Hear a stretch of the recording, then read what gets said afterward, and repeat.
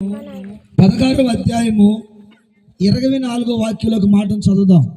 సామెతల గ్రంథం 16వ అధ్యాయము 24వ వాక్యం.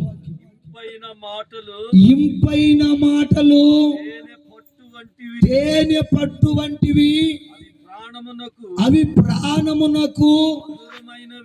ప్రాణమునకు మధురమైనవి, ఎముకలకు ఆరోగ్యకరమైనవి.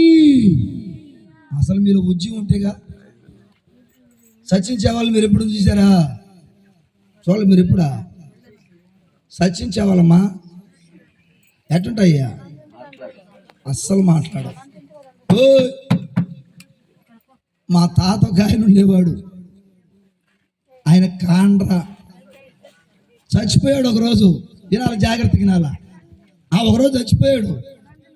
అప్పుడు మా మేనమామ ఒక ఆయన ఏం చేసాడంటే వినాలా, చిన్నగా పాడిని పట్టుకొని దగ్గర తీసుకెళ్ళి వినాలా, జాగ్రత్తగా వినాలా, ఆడ పండబెట్టారు. అదేదో దింపుడు కాలం అంట, దింపుడు కాలం అంట. ఇప్పుడు మా మేనమామ ఏం చేసాడు తెలుసా? ఒక చుట్టు తిరిగి వినాలా అయ్యా, ఇద్దరు పడడానికి వచ్చాం మనం. ఒక చుట్టు తిరిగి ఇప్పుడు మా చనిపోయిన మా తాత చౌకాడికి వచ్చి చిన్నాయనా అన్నాడు. పక్కనే నేనున్న చిన్నపిల్లోడిని. ఈయన ఒక చుట్టు తిరిగి చెవులో మాట్లాడి చిన్నాయన అంటుంటే నేను అనుకున్నాను, ఈయన పిలిచే పిలుపుకి సచ్చిన ముసలోడు ఏడలేస్తాడరా బాబు అని చెప్పి దూరంగా వెళ్ళిపోయా. అవును, ఇంకొక రౌండ్ తిరిగాడు, రెండో రౌండ్ తిరిగాడు. మరలా చౌకాడు చెవులో నోరు పెట్టి చిన్నాయనా అన్నాడు. ఇంకో చుట్టు తిరిగాడు, మూడో చుట్టు కూడా మరలా ఆ చెవులో నోరు పెట్టి చిన్నాయనా అన్నాడు. ఈయన ఇన్నిసార్లు చిన్నాయనా అన్నా సచ్చిన ముసలోళ్ళు ఇట్లా ఈ నోరు పోవటం తప్ప.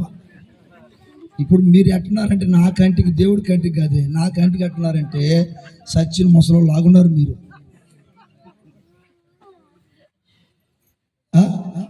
ఏదోసారి గట్టిగా చెప్పండి, హల్లెలూయా చెప్పండి, సంతోషంగా చెప్పండి. అట్టుండొచ్చుగా, ఏమవుతుంది? నీ డబ్బులు అడుగుతున్నావా? మాట్లాడచ్చు సంతోషంగా ఉన్నట్టుగా. ఏదో పోయిన బెల్లం కొట్టిన రాయిలాగా అబ్బో మిమ్మల్ని చూస్తుంటే పాపం ఇక్కడ దేవదూతలే. మందిరం వదిలి మీటింగ్ వదిలి బయటికి పోయామా? చెప్పచ్చా చెప్పకూడదు మరి?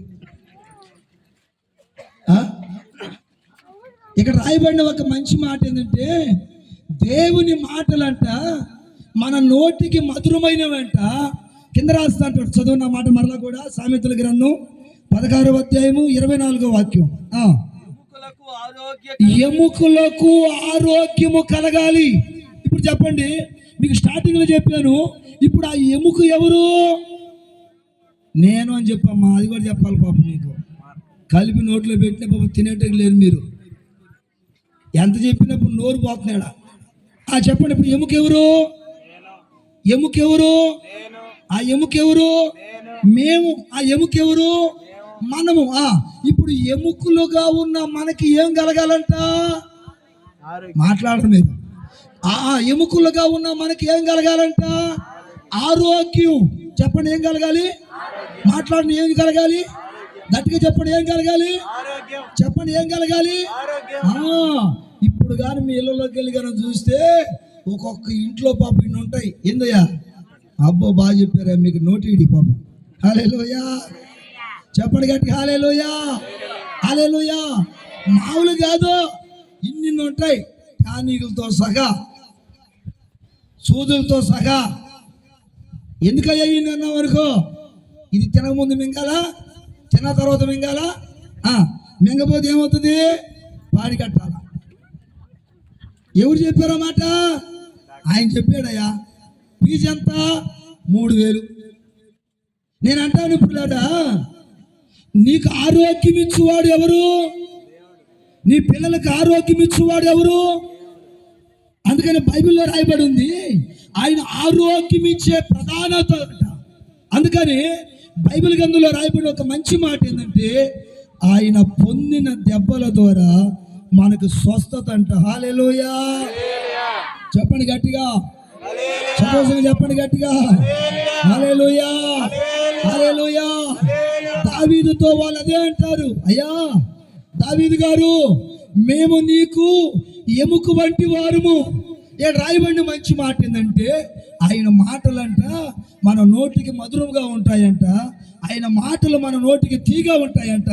కింద రాస్తా అంటాడు, మన ఎముకలు కంట ఆయన ఆరోగ్యాన్ని కలుగు చేస్తాడంట. స్తోత్ర చెప్పండి హల్లెలూయా.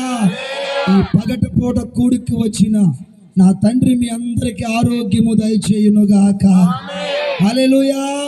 నిజమే, ఎన్నో టాబ్లెట్లు మింగుతున్నాం, ఆరోగ్యము లేదు. జోబిలో డబ్బులు ఉన్నాయి, ఆరోగ్యము లేదు. ఇల్లు వాకిలు ఉంది, ఆరోగ్యము లేదు. పిల్లలు ఉన్నారు, ఆరోగ్యము లేదు. స్థిర సంపదలు ఉన్నాయి, ఆరోగ్యము లేదు. ఎన్నెన్నో ఉన్నాయి, ఎంతో కష్టపడుతున్నాం, ప్రయాసపడుతున్నాం, శ్రమ పడుతున్నాం.